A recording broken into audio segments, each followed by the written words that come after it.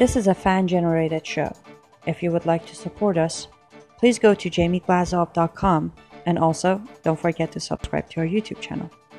All your support is greatly appreciated. Good evening. Welcome to the Glazov Gang. Tonight, our very special guest, backed by popular demand, Nonie Darwish, the author of the new book, Wholly Different. Nonie, welcome to the program. Hi, Jamie. How are you? Very good. Thank you very much. And I'm always the best when you're on the show. It's a great honor and privilege to have you here. And Nonie, our main topic this evening is how the left conducts itself or acts like Islamic dictators. But we're going to spread out a little bit, and you're full of knowledge, and I want to talk to you about a few things tonight. Before we continue, Nonie, just very briefly, tell us about your new book, Wholly Different, and how it's going. Well, Wholly Different is really, in my opinion, the best book I've written, because it really compares the two ideologies, Western biblical values with Islamic values, and how they are the polar opposite of one another. And it's very important, even for the left, to realize that whatever they consider is their values of liberty and freedom of women especially, and political freedom, is completely opposite in Islam. And it's really not a religious book, and that's the key. Yes, I'm comparing values of the two religions, religious values, but really it comes to the truth about what kind of society we want to live in, what kind of legal system we want to live in. Right. Thank you, Nonie. What has the reaction been so far? Great, great. Almost all of my reviews are 5-star on Amazon, and people are telling me they have read a lot of books about Islam, and that this one is especially unique, and I'm very, very grateful that I'm informing the American people about my personal experience also, as somebody who lived in both societies. Right. It's a superb book, Nonie. Thank you for writing it. And all of our viewers, go to Amazon.com, Nonie Darwish, Wholly Different, get it, and really brilliant comparison of Islamic values with Judeo-Christian values.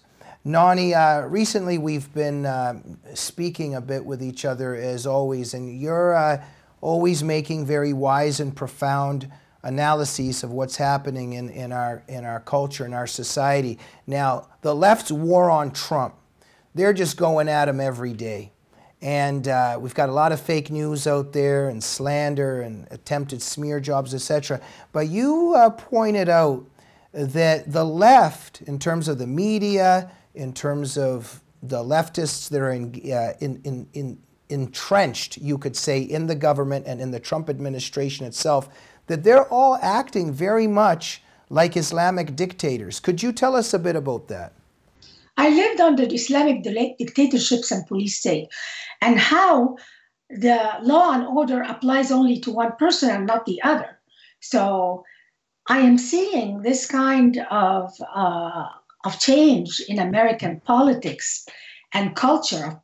Political culture in America is really changing, and it scared me because I grew up in the intelligence community in Egypt. My father was head of the Egyptian intelligence in Gaza, and I lived right next door to the head of the Egyptian military intelligence. And I remember people used to be scared to come to visit us, just because we live next to the head of the intelligence. And he used to send people to prison where they're never seen again. Intelligence people are so vital for our society. And if leaks are happening by a few of them, this can destroy the confidence of the American people in their system. And this is where I grew up. I grew up in a country that was totally petrified of its intelligence community and what they can do to a president.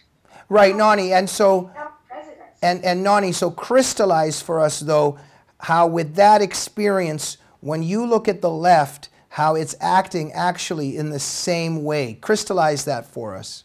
Well, I'm seeing similarities and parallels that it's really bringing back flashbacks to me. It's been since Trump got to office. This bringing him down at any cost, even at the cost of America's reputation in the world. American politics is in a meltdown before the very eyes of the world. And nobody even cares. The Russians, can you believe it? The Russians are offering us the transcripts of what happened in the White House. I mean, we are stepping on our own president in front of the Russians. Now the Russians, and even North Korea, even the Muslim world are telling their people, we have a better system than America. We don't have to be aligned to America. They're a corrupt political system.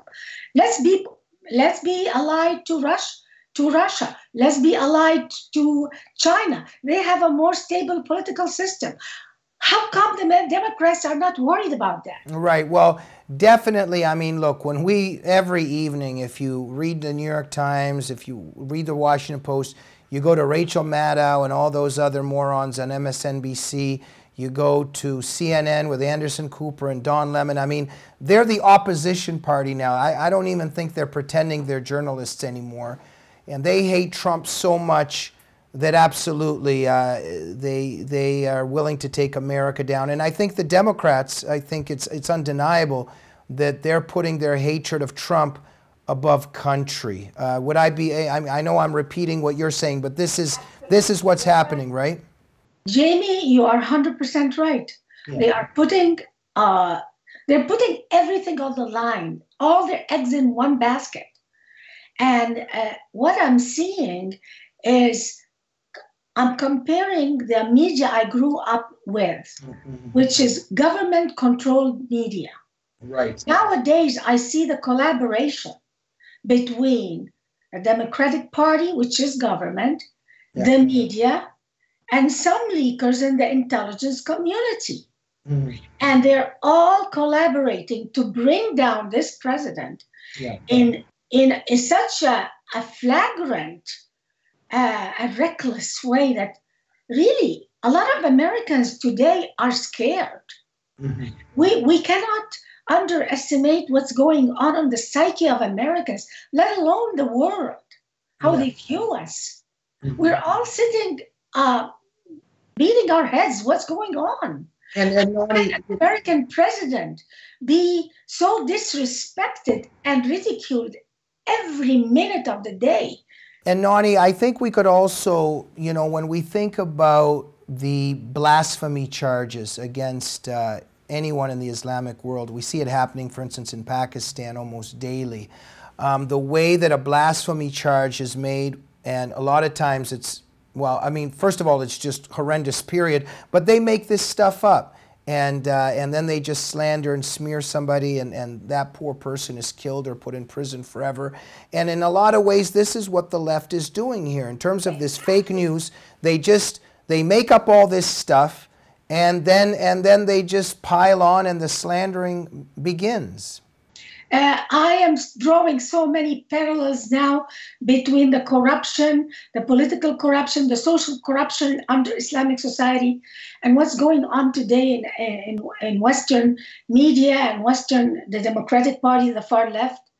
And it is astounding that it is at that level of recklessness.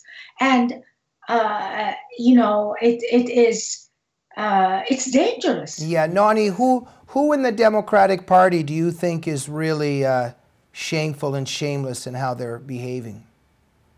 Well, for example, the leaders of Congress, Nancy Pelosi, Chuck Schumer, I don't know how they go at night to sleep. It's just beyond belief. Do you watch CNN or MSNBC? It's every day. You change the channel and it's all ridicule of Trump.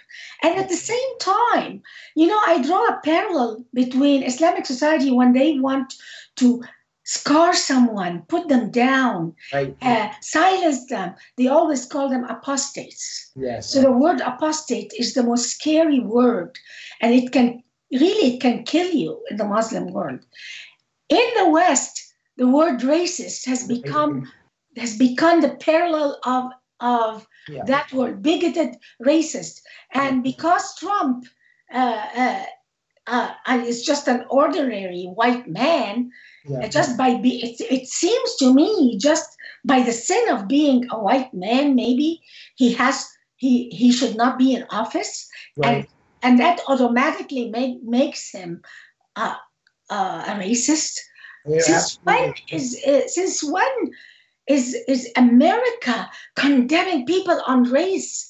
It touches me to the deepest level in my soul to see the parallels between the word racist and the word infidel. Fascinating, and I think very correct. Nonie, we've got to go very briefly here. Look, I think also when we look at why the left hates Trump, and I think, for those of us that know what's going on, it's very obvious to begin with. The left hates America so much, and they were so used to having a president that hates America for 8 years, and he was downgrading America and enabling the enemies of America. And all of a sudden we have a president that actually loves this country and wants to build it up. I also think that Trump, unlike other Republicans, fights political war. He knows how to get into the trenches and fight, and the left is not used to that. They're used to those weakling Republicans. And I also think that there's a certain emasculation and feminization of Western society and of American culture, and there's a deep-rooted hatred of the alpha male. So I think that Trump represents a lot of these traits, and they really hate him for loving and representing the American idea. Exactly, and I see that also with Obama. They have succeeded in steering our country to lead from behind. Yeah. And suddenly they thought that this is the point of no return for America. Right. America is not going to be a leader in the world. Yeah. They have already sealed that. They thought they have sealed it. And suddenly there is a new leader who wants to bring American position in the world back where it's supposed to be. And that is driving them crazy. You know what? When I was telling you that the world is now looking at us like, why should we look? Muslim world, the Russians, the Chinese, were everywhere. They used to look at America as, we want to be like that. We want to have the legal system like that. We want to have the political system like that. But that angers the left. The left does not want the world to emulate us. Right. And that is perhaps why they don't want America to be regarded with respect. And maybe that's part of their plan of making Trump be the laughing stock in the world. They want him to be the laughing stock in the world. You know why? Because they don't want him to lead the world again. Right. And Nonie, and so then if there can be a lot of ridicule and failure, there can be a collapse, and then they're going to build their Stalinist, Maoist utopia, and it's going to work this time. Anyway, that's their moronic vision. Nonie, thank you so much for coming on the show this evening. Thank you, Jamie. You're the best. And you're the best as well. Congratulations on such a fascinating book. We hope you'll be back soon, okay? Absolutely. Thank you, Nonie. And ladies and gentlemen, Nonie Darwish, Amazon.com, wholly different. You've got to get it. Just a magnificent, superb book, and it'll really crystallize your vision as to the difference between Islam and the Judeo-Christian tradition. Thank you for watching us this evening. If you like our show, please go to JamieGlazov.com to support us, and make sure you're subscribed to the YouTube channel of the Glazov Gang. We'll see you soon. Good night.